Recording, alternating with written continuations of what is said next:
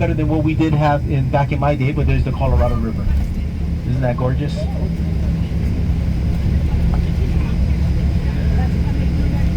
But back in my day when we had cameras, we used to have those disposable cameras. Everybody remember those? You had to wind, take the picture, wind. You turn it in, and 3 weeks later you found that your finger was in front of the lens. Oh, come on, I'm not the only one that did that. Thank you for not making me feel alone.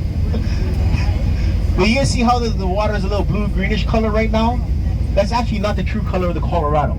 That's the reason why it's that color is because the Hoover Dam itself filters out a lot of the silt. Colorado, the rough translation for Colorado means red.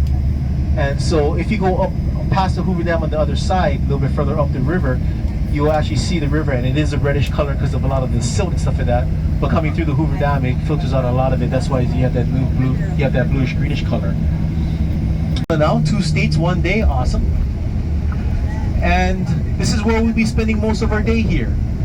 So right now, we are heading to last stop. It's going to be about another, let's see, what mile marker are we on? 2.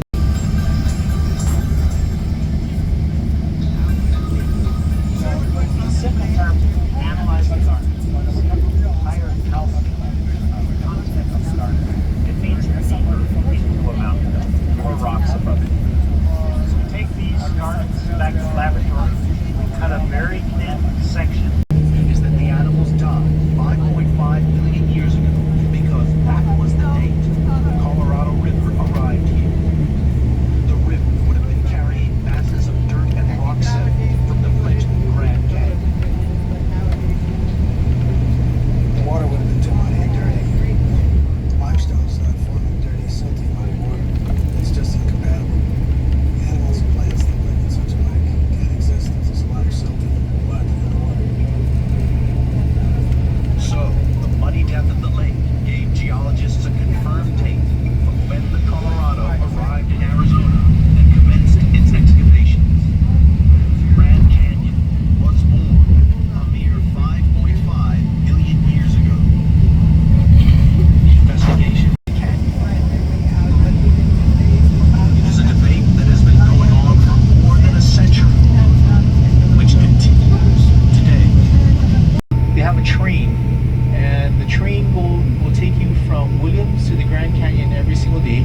We'll see the train when we get to the Grand Canyon. And on the way back though, you get robbed. They do the little cops and robbers and sheriff thing, and it's really neat. It's kind of fun. Don't worry, you get your stuff back. But it'll be coming up in just a little bit. And another really cool park that they have here in Williams, if you guys ever decide to come back here, is called Bearizona. Now what's real neat about Bearizona is a drive-through wildlife park where they have wolves and bison and bears, and as you drive through, it's actually open areas and the bears can walk. You'll see them, and they wanted to, they could actually walk on your car if they felt like it. One of my coworkers, a bear sat on his car. But anyways, it's a real neat little place. It's called Bearizona. And they have all, like I said, they have all different types of interesting wildlife there.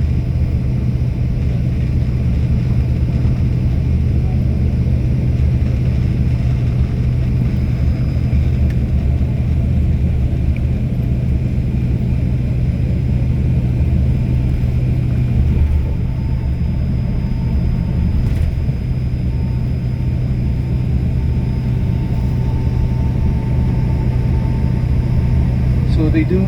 So this is the town of Williams, and so that means we're approximately an hour away from the Grand Canyon. So we're almost there. You guys almost made it.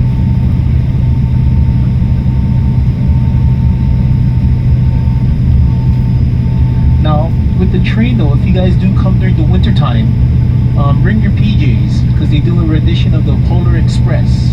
You guys ever heard of the Polar Express, the book movie? Yeah. If you guys never seen it, it's with Tom Hanks. It's a sort of, how do you want to say it? Almost, they try to make it lifelink, but it's not. You know, kind of a movie. It's very scary. Okay, yes, they do. They do look human, but they're not really human. You're right about they do a rendition of the Polar Express and the families